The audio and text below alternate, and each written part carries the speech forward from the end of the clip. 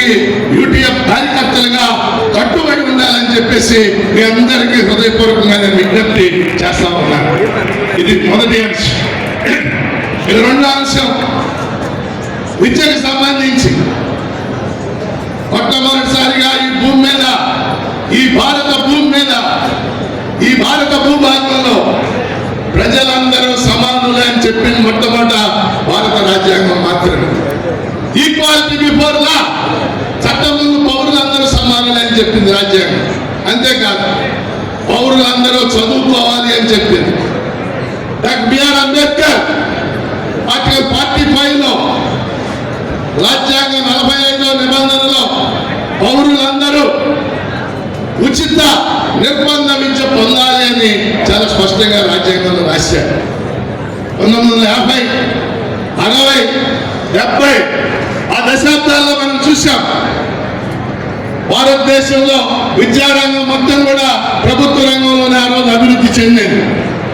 Schools కానీ, colleges కానీ, యూనివర్సిటీలు కానీ, ఐఐటీలు కానీ, ఐఐఎంలు కానీ, ఎన్ఐటీలు కానీ అన్ని ప్రభుత్వం ఏర్పాటు చేసింది. బహుశా ఇక్కడ ఉన్న వాళ్ళు ఎక్కువ మంది ప్రభుత్వ పాఠశాలల్లో చదువుకున్నటువంటి వాళ్ళు.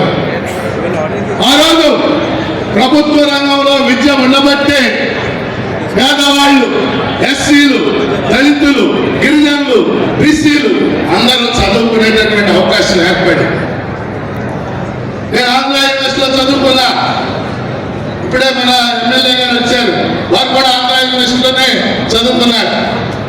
ఆంధ్ర యూనివర్సిటీలో నేను 3 ఎంఏ చదివాను. MA political science, MA social work, MA education. 6 ఏళ్ళకి నేను కట్టిన ఫీజు 1500, అంటే సంవత్సరానికి 200 రూపాయలు.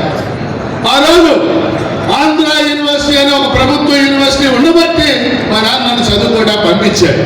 నేను చదువుకోగలేదు, ఒక అధ్యాపకుడిని అయ్యాను. కానీ ఈరోజు దేశంలో 1000 యూనివర్సిటీలు ఉన్నాయి, 1000 యూనివర్సిటీలు ఉన్నాయి. ఈ 1000 యూనివర్సిటీల్లో 500 యూనివర్సిటీలు ప్రైవేట్ యూనివర్సిటీలు. మన రాష్ట్రంలోనే అనేక ప్రైవేట్ యూనివర్సిటీలు మనం చూస్తున్నాం. మీ పేరు తెలుసు. ఏ ప్రైవేట్ యూనివర్సిటీలో చేరాలన్నా ఫీజు 3 లక్షలు కట్టాలి, 4 ఏళ్ళకి 4, 3, 12 లక్షలు కట్టాలి. ఇది సామాజిక న్యాయమా? ప్రైవేట్ యూనివర్సిటీలో రిజర్వేషన్లు ఉన్నాయా? ఇది సామాజిక న్యాయమా? ప్రైవేట్ యూనివర్సిటీలో సీట్ల మీద పరిమితి ఉందా? ఇది సామాజిక న్యాయమా? కాదు.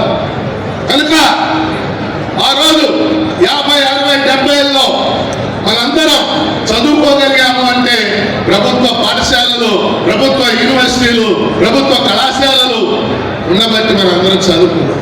ఇప్పుడు మనం ఉన్న ప్రాంగణం పిఆర్ గవర్నమెంట్ కళాశాల, పిఠాపురం రాజా ప్రభుత్వ కళాశాల.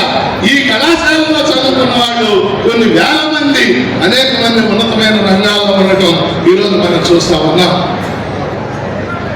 కనుక ఈ దేశంలో సామాజిక న్యాయం ఉండాలంటే,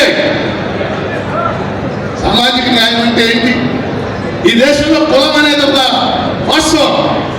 అంగీకరించినా అంగీకరించబోయినా కుల వ్యవస్థ నిచ్చెన వ్యవస్థ ఉన్నటువంటి దేశం.